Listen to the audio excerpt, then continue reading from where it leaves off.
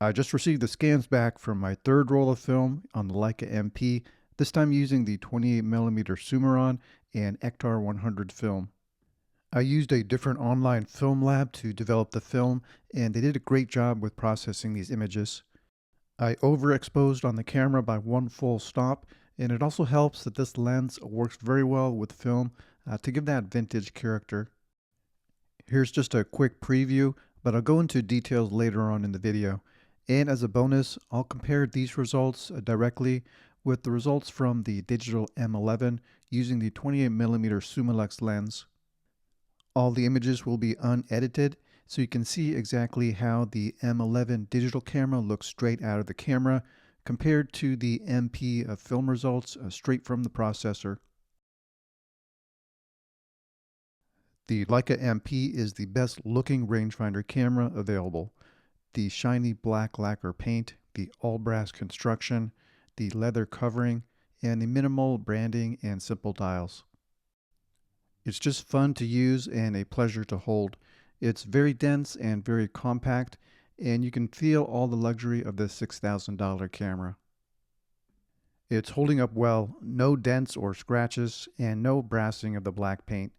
But I do need to take this out with me more often and use it more often. I thought about taking this with me to Philadelphia, but I took my Q3 instead because I thought it would be cloudy and darker than it actually was, and I wanted to shoot some video. I always feel constrained by what type of film speed I have loaded in the camera at the time, but I just should have taken this with me as a secondary camera.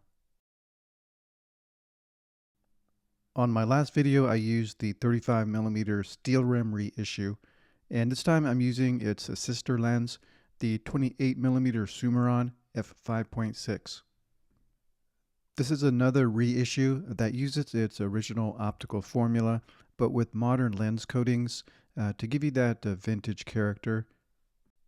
I can definitely notice a vintage look to the images that comes with using this lens, similar to the 35mm Summalex steel rim reissue. But this is not an extremely sharp lens or fast lens. Since it's limited to aperture 5.6 wide open, you need good lighting situations to use this lens, and I shot this on a sunny day outside. But that makes it easy to focus because almost everything will be in focus at f8 or f11, and this goes up all the way to f22. And this lens is very small. I think you could call it a pancake lens. And when you pair it up with the MP, you can slip the whole thing into a large pocket or a small bag. It's currently only available in the silver color and made in Portugal. And while the build quality is very good, just being such a small size, it makes it somewhat difficult to manipulate the aperture ring and the focus knob. And the hood that comes with it is a square metal hood which snaps on, and then it tightens using this small screw on the side. But because of the large size of the hood compared with the actual lens itself, I ended up not using this hood, and I just used the lens with the lens cap. Comparing this with the 35mm Summalex, the steel rim is also a very small and compact lens, but the 28mm Summaron is even smaller.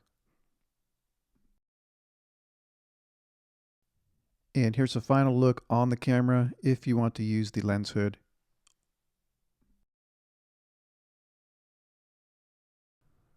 The film I used is Kodak Professional Ektar 100, and this is described as an ultra vivid color palette, high saturation, and an extremely fine grained structure.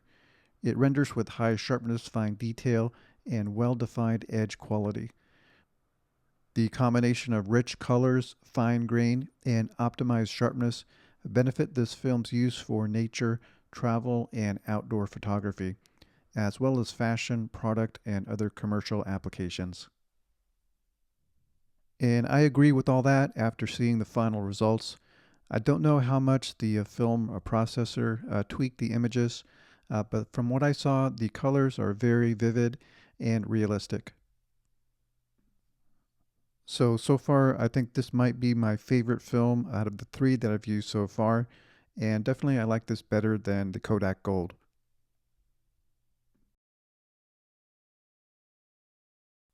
I took this camera and lens out with me for a walk outside to compare it directly with the 28mm Summaron-M using the M11 digital camera.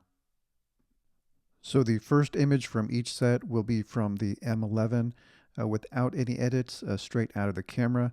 And the second image will be from the Leica MP with the 28mm Summaron. And the video footage is from the iPhone 14 Pro, also unedited, so you can compare to how a smartphone would look.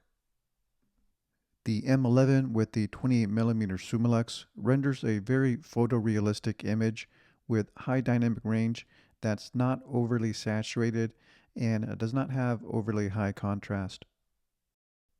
The MP with the 28mm Summaron has much more punchy colors, darker trees in the background and brighter clouds in the sky, and a more vintage tone to this photograph.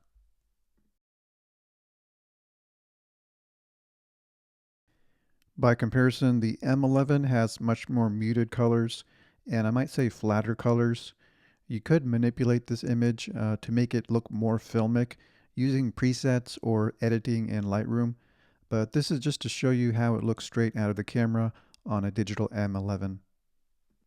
I shot most of the Summaron images wide open at f5.6, but you can immediately notice the heavy vignetting of the corners.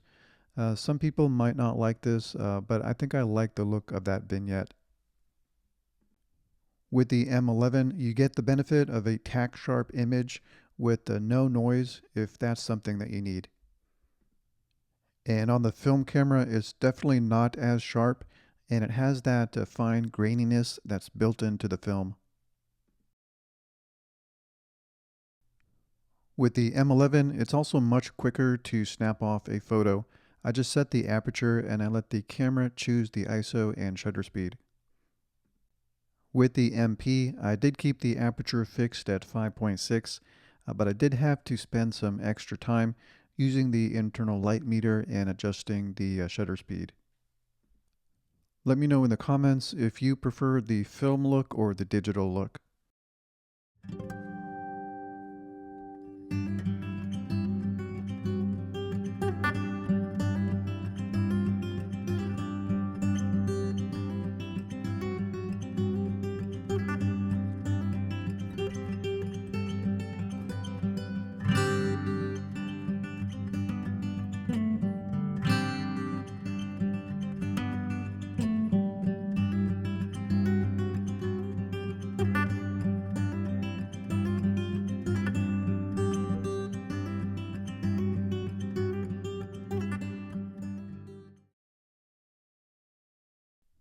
So I think my third roll of film came out the best out of all three.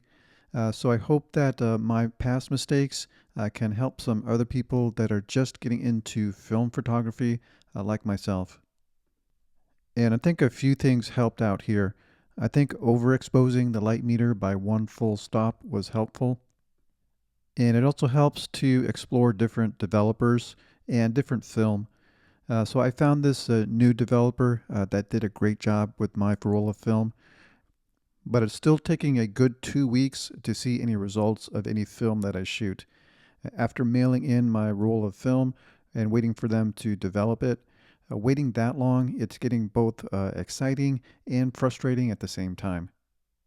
And I like the Ektar 100 the most out of all three of my film, so I'm going to need to stock up on that film. And I think what doesn't matter so much is the sharpness of the lens. I don't think you need an extra sharp lens for film photography, and this 28mm Summaron did a fine enough job. So with my Leica MP, I'm going to be prioritizing compactness and lightness over sharpness of the lens. The next episode in my Leica film camera series should be a special one because I'm taking the Leica MP with me to New York City to do street photography with my new 28mm Elmarit lens. And I'm going to splurge and take 2 rolls of film with me, and one of them will be Portra 800. so stay tuned for that episode.